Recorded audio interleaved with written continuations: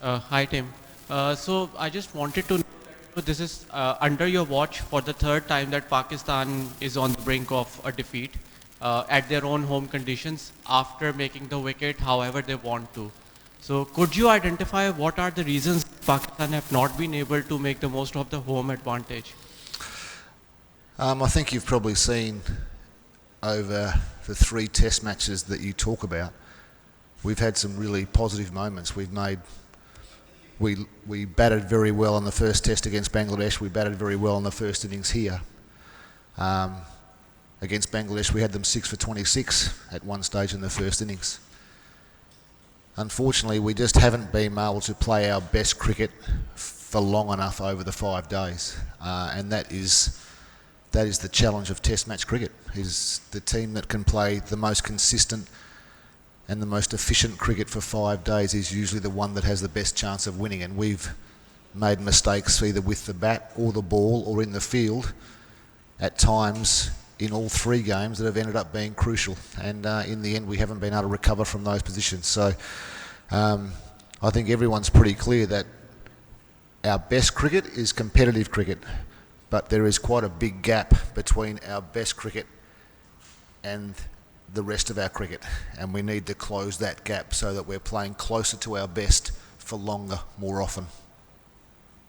Hey coach, this is Abubakar from Creekwig. So was this the surface we were expecting, or do you think we were asking for something else that we couldn't prepare? I think we probably thought with the forecast heat that the wicket may have deteriorated quicker. It's held together pretty well, hasn't it, over the 4 days so far, and even this evening. With the new ball, the hard new ball hit the surface hard, and there was some movement, and a couple didn't bounce and a couple bounced a bit more, but I think overall it's been pretty consistent. So I would suggest we would have liked a surface that maybe offered a bit more deterioration, so both the spinners and the fast bowlers had a bit more of a chance. But once again, we made 550 and then we couldn't bowl the opposition out after that for less than 800, and they played so well, it was, they were too good for us today.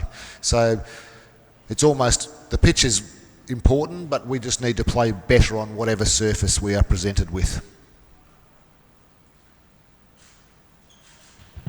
Babar is struggling. It's been 18 innings that he has scored less than 50. Did you talk to him what the real problem is, why he's not scoring big? Yeah, it's a concern for him. He's very aware of it. People are obviously talking about it a lot. The interesting part, I think, is that he continually gets to 20, 30, even 40 at times, and then is getting out. So to get through the start of your innings, to get to a stage where you've made 30 or 40 runs, suggests that there's not too much of a technical problem. You're able to cope with the fast bowlers or the spinners. So maybe just being clearer in his mind, being able to move through the gears of his innings at the moment is more difficult for him than it has been in the past.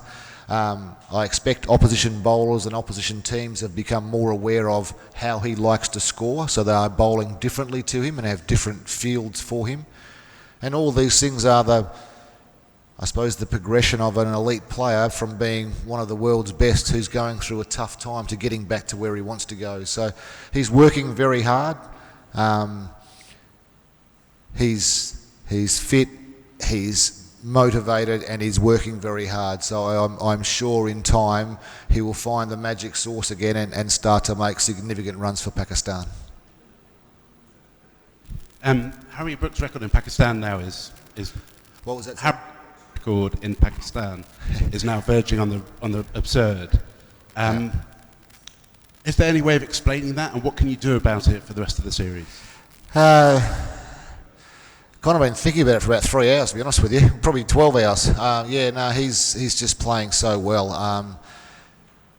He's got such power. He's well organised. He sets up beautifully for when we bowled straight. But because of his power, we almost got scared of bowling straight at times as well. So he puts such pressure back on the opposition bowling. I thought just as importantly today, as good as an innings it was, as great as an innings it was, it was awesome to see him still when he was 310 not out running threes. You know, it's hot out there, and England have come from playing Australia with beanies and jackets on to 40 degrees every day. So it's a real credit to them and their system. He's a 20 Test match player now, and to have scored a 300, and I think maybe only the 5th time ever in English cricket history. It's pretty storied company. So you might need to give us a couple of days to come up with a solution to it. Maybe if you could nick one or miss one early on, that'd be a good start for us. Yeah. It feels from afar that Pakistan have suffered a few really painful defeats recently, and this may be another one. What was that atmosphere like in the dressing room before they came out for the start of their second innings, and how's it been kind of over the last day, I suppose? We got bashed up a little bit today. There's no doubt about that. The heat, the length of time, 150 overs in the field.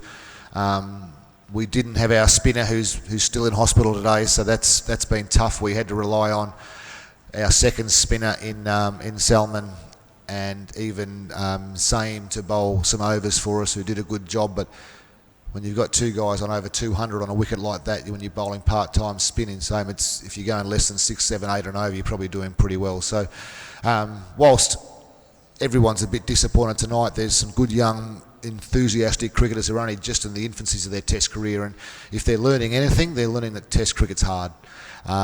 And that's not a bad lesson to learn, because it doesn't get easier, and they'll need to continue to be resilient and strong and tough and understand why England are so good when we play them this way, and how we're going to try and get to that level in the near future. Quickly, have you got an update on Abra's condition? How is he? I can't tell you, I'm sorry. I know he's still in hospital. We were kind of aware once we lost our 6th wicket this afternoon. It was like, okay, is he going to be able to get here? And he was still in hospital, but that's all I know. Yeah, I couldn't tell you that. Yeah, I'm not even sure exactly of what the condition is, to be honest, so I wouldn't be willing to say anything here.